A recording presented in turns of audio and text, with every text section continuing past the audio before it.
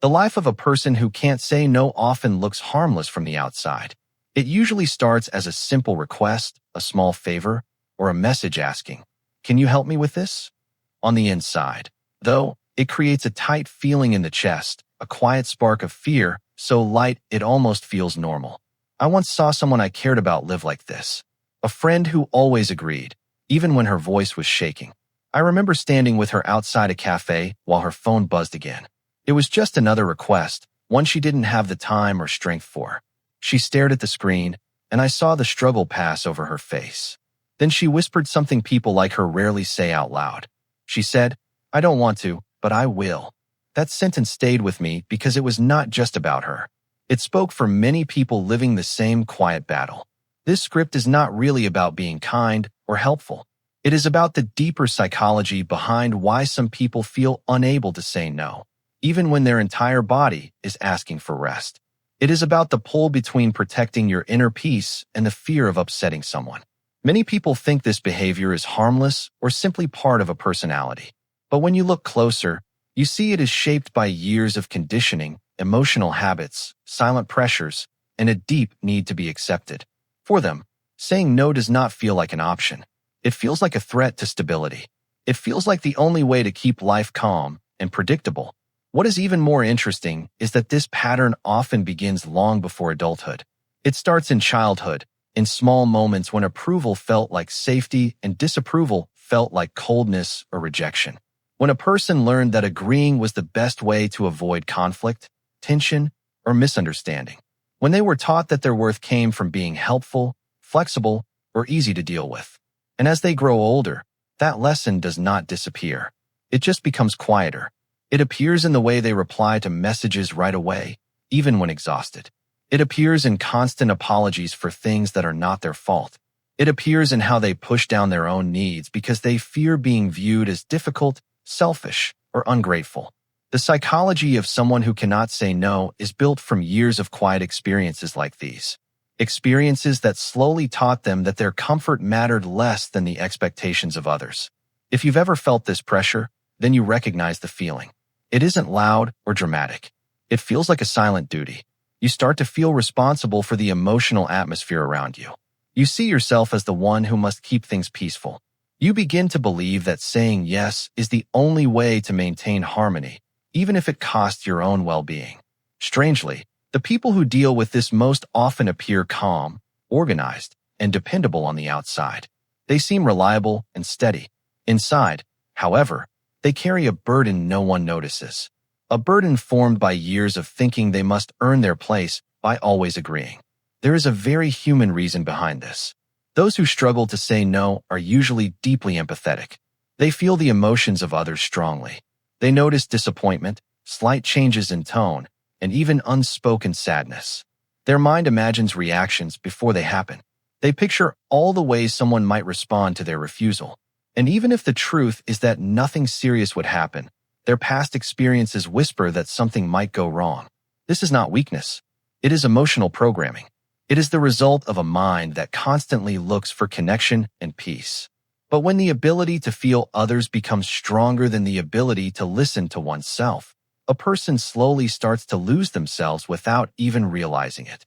Dramatically, slowly, quietly, one moment at a time. You notice it in friendships where they always show up, even when they're exhausted. You see it in relationships where they carry more emotional weight than they truly can handle. You notice it at work when they accept extra tasks, not because they want to, but because they're afraid of being viewed as uncommitted. All of these small moments add up until their life is shaped more by obligation than by choice. The truth is, people who struggle to say no often grew up believing they had to earn their place. They learned that affection came with conditions. They believed being helpful and agreeable was the safest way to be seen, valued, or to avoid emotional distance. And even as adults, the mind carries those early lessons into new experiences. Even when situations change, the brain isn't trying to hold them back. It's trying to shield them from a fear that once felt very real. There is a certain heaviness that comes with realizing this.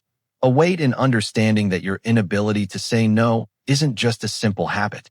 It's a psychological reflex formed when you were too young to fully understand what was happening. It becomes part of how you see relationships, part of the silent rules you live by without thinking. People who can't say no often feel responsible for other people's emotions. They feel in charge of the atmosphere in the room. They believe it's their duty to make everything easier for everyone else. Over time, this sense of responsibility becomes so deeply internalized that they stop questioning it. They start to believe this is simply who they are. This is the role they must fill. But beneath this pattern lies a deeper truth. They are afraid of what their no might reveal. They fear it could create conflict, disappointment, distance, or make someone care a little less. This fear doesn't come from weakness. It comes from a long history of trying to keep things stable, of trying not to be the source of tension, of protecting emotional balance, even when it costs them something. And most people never see this inner struggle. They don't notice the reluctant agreement. They don't hear the quiet pause before the yes. They don't see the internal debate that happens in the split second before an answer is given. But those who live this pattern know the moment well. The stillness, the held breath, the tightness in the chest, the subtle feeling of giving in even when they don't want to. There is also a quiet fear of losing identity. People who struggle to say no often build their self-image around being dependable. They worry that setting a boundary will change how others see them. They fear that refusing a request will make them seem less important, less needed, less appreciated. When your sense of worth is connected to being agreeable, saying no feels like rejecting the version of yourself that others rely on. In psychology, there's an idea about how people absorb expectations from their surroundings. When someone grows up seeking approval, their mind becomes highly sensitive to outside signals. They learn to match what others want. They adjust before anyone even asks. With time, this becomes automatic. They say yes almost without thinking, before checking in with what they truly need or want. This creates a unique kind of loneliness. A loneliness where you are surrounded by people, yet disconnected from yourself. When you spend years putting others first, you gradually lose touch with your own preferences. You forget what you genuinely desire. And even when you try to pause and ask yourself, the answer feels far away, unclear, unfamiliar. People who can't say no often feel as if they're living two separate lives. On the outside, they appear kind, helpful, and dependable.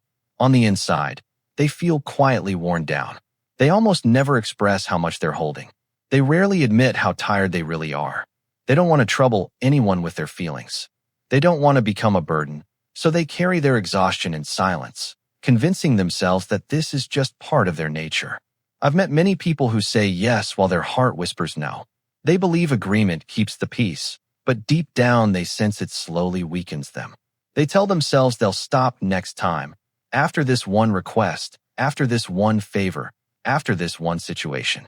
Yet another request comes, and the cycle continues. Not because they choose it, but because the discomfort of saying no feels heavier than the cost of saying yes. There is also a fear driven by empathy.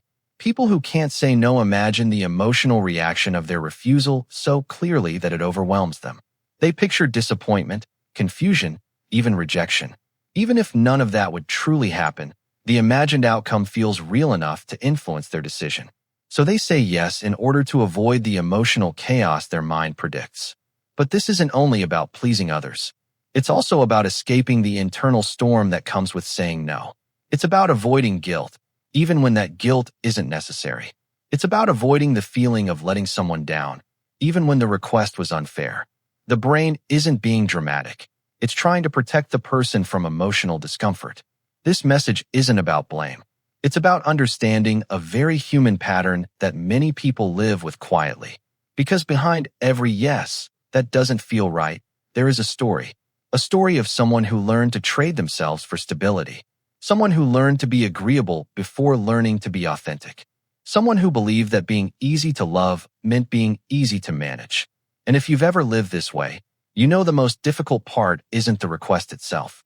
It's what comes after the yes. The moment you walk away feeling slightly smaller. The moment you realize you crossed your own boundary once again.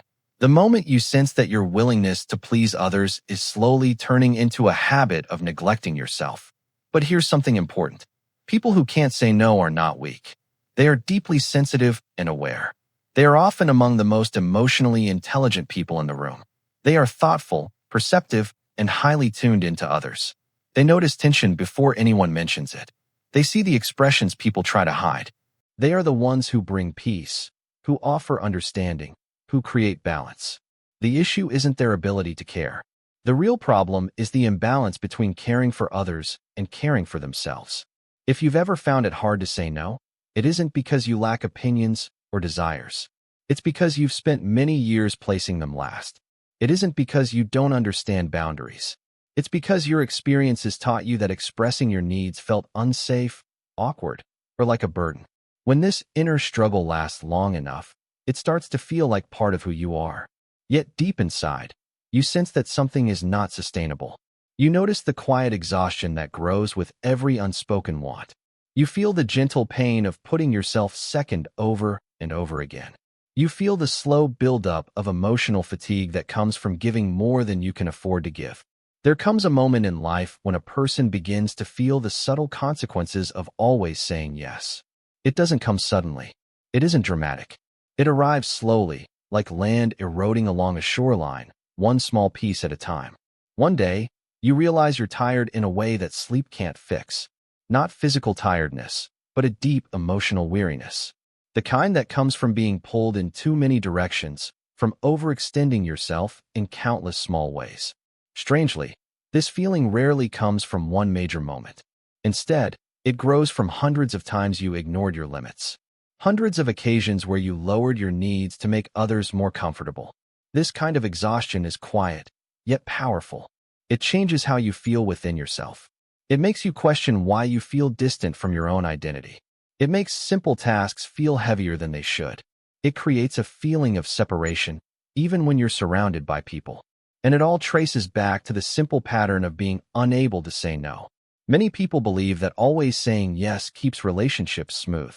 What they don't see is that someone who struggles to say no often creates relationships built on imbalance. They attract people who expect constant availability because that's the example they've given. They become the dependable one, the one who shows up, the one who rarely asks for anything in return. Over time, this position becomes both familiar and restricting. Familiar because it feels safe, restricting because it leaves no room for growth or honesty. You don't always notice how much you've minimized yourself until someone finally asks what you want, and you can't answer. Not because you have no desires, but because you push them so far down that they feel distant and unclear. People who have trouble saying no often lose touch with their own preferences. They forget what they enjoy, what they need, what feels right for them. They've spent so long focusing on others that paying attention to themselves feels uncomfortable and strange. When they finally try to say no, guilt shows up immediately. It may not be logical, but it feels real. It feels like they've failed. It feels like they've let someone down. Even when their refusal is fair, even when the request was unreasonable, even when they have already done too much, the guilt still appears. That's because the guilt isn't tied to the moment. It's tied to the identity they've built around being agreeable. The mind carries old emotional patterns like echoes that never fully fade. If someone grew up feeling responsible for other people's emotions, that weight doesn't disappear with age. It stays in the body. It becomes an automatic response. It appears every time they imagine disappointing someone. The fear isn't really about now. It's about repeating a dynamic that once felt unavoidable. There is a unique kind of loneliness in being the person everyone depends on. People praise your reliability, but rarely ask how you are. They thank you for your help, but don't always see the personal cost. They lean on you, but don't think about the weight you're already carrying. And you stay silent, because speaking up feels like breaking an invisible agreement. The one that says, I'll be easy. I won't ask for much. I'll carry it quietly. But the truth is, no matter how strong someone is, everyone has limits. When those limits are ignored, the effects eventually appear. They show up as irritation, burnout, or emotional distance. They appear as hidden resentment, even if you don't want to feel that way. They surface as a quiet sense of being unseen. People who can't say no begin to feel invisible in their own lives. Not because others don't care, but because they never allow others to truly see them. There is also a habit of convincing themselves that they don't mind doing certain things. They tell themselves it's not a problem. They say they are just being kind. But deep inside, they feel the emotional drain building. They feel a soft frustration growing. Not necessarily toward others, but toward themselves for not choosing differently. You can only silence your inner voice for a certain amount of time before it begins to resist. That voice may become quieter over the years, but it never disappears. It waits for quiet moments. It speaks when everything finally slows down. It asks difficult questions. When will you choose yourself? How long will you keep shrinking to fit into spaces that overlook you? And this is important to understand. Learning to say no is not about becoming cold or distant. It isn't about isolating yourself or pushing people away. It is about learning to live without fear. It is about understanding that your needs are just as valid as anyone else's. It is about recognizing that protecting your energy isn't selfish. It's responsible. It's healthy. It's necessary. Saying no is not an act of conflict. It is an act of clarity. Most people don't realize that those who struggle to say no often imagine consequences that are far worse than reality. They picture broken relationships. They imagine deep disappointment that changes how people see them. They expect conflict, even when it is unlikely. These fears don't come from the present moment. They come from past emotional experiences. And if you look closely, you will often find that people who can't say no grew up in environments where their emotions were. Safety often depended on being compliant. Perhaps one parent reacted in ways that were hard to predict. Maybe affection felt earned instead of given freely. Approval may have come only when the child was obedient or made themselves useful. Growing up in that environment, the child learns to adjust quickly, to sense emotional shifts, to make themselves smaller to prevent conflict. As years pass, these same habits remain, even when the situation has changed. The mind holds on to what once provided protection, even when it now becomes a limitation. Yet beneath layers of anxiety, another reality exists. Most people value authenticity in the relationships that matter to them. They do not seek someone who always agrees. They look for honesty, stability, and self-awareness. A person who never refuses can appear emotionally uncertain. An automatic yes does not always feel trustworthy. Others may feel the quiet doubt behind it, even when unspoken. In truth, the ability to say no supports healthier relationships. It restores balance. It defines clear boundaries. It helps others understand your position and teaches them how to engage with you respectfully. When someone begins to say no, even in small moments, they start to experience something long forgotten, a sense of existence. It feels like returning to themselves after years of stepping away from their own choices. There is a distinct moment when a person says no for the first time after a lifetime of agreement. Their voice may feel strange. Their body tightens. Thoughts race. But once that moment passes, something eases inside. A quiet calm appears. The world did not crumble. The connection did not end. Fear, it turns out, was stronger than truth. And with every no that follows, another part of the self is restored. Not all at once. Not in a dramatic way. Just as the loss happens slowly, the healing does too. Bit by bit, their sense of identity begins to shift. They notice what they truly want. They separate real desires from inherited expectations. They gather the pieces of themselves that were left behind in all the unspoken sacrifices. This process is not selfish. It is recovery. It is growth. It is the journey toward becoming emotionally whole. Those who struggle to say no often have deep empathy for others, but very little for themselves. Learning to say no is how that balance returns. There is a quiet strength in this change. Not forceful, not loud, but steady and sincere. It comes from understanding personal limits, honoring your time, and recognizing that emotional energy has boundaries. When someone starts respecting their own line, their relationships shift. They become more honest, more engaged.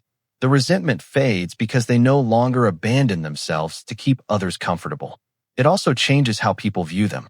Others begin to see the worth in their time, their effort, and their presence. What was once overlooked is now acknowledged. The person who felt invisible becomes valued. Saying no does not drive the right people away. It clears space for those who truly respect you. Relationships built on silence and self-denial cannot sustain you. They only drain you. But those built on mutual respect, where your needs matter too, allow you to grow. Often, the most difficult no is not spoken to others, but to the version of yourself that believes you must always be available. No to the belief that your worth depends on giving. No to the internal command to remain agreeable no matter the cost. This is the choice that shifts everything, the choice that frees you. With time, guilt begins to fade. Slowly but surely, emotional habits weaken. The mind learns that refusing is not the same as causing harm, that boundaries do not equal conflict, that protecting yourself is not selfish. A new sense of strength rises, the strength of living in alignment with your truth. You begin to feel the difference between a yes that empties you and one that is honest. You see how much space opens when you stop stretching beyond your limits. Small moments feel lighter. Conversations feel real. Decisions feel grounded. Over time, saying no becomes less about avoiding burnout and more about honoring your identity. It becomes a way of shaping your life with intention, ensuring your time, energy, and presence go toward what truly matters. Here is the quiet reality. When you begin to say no, life does not fall apart. It expands. You gain time. You gain clarity. You regain yourself. The version of you who always agreed was trying to survive, to stay loved, to stay safe. But the version that learns to say no begins to live. You attract those who value your boundaries, not those who take advantage of their absence. You feel more real in your connections. You stop apologizing for simply existing. You stop shrinking to fit into emotional spaces that were never meant for you. For the first time in a long while, you feel what it means to simply exist. Without gripping obligation, without constant pressure, you show up because you choose to, not because you feel forced. It is a quiet freedom, yet life-changing. Eventually, saying no feels natural. It feels like alignment, not rebellion. Like choosing yourself, not refusing others. In that space, you reconnect with something long forgotten, your presence, your preferences, your voice. The part of you that existed before the world taught you to dull your edges. That is the deepest change of all. Returning to yourself after years of losing small pieces in every yes that was never truly yours.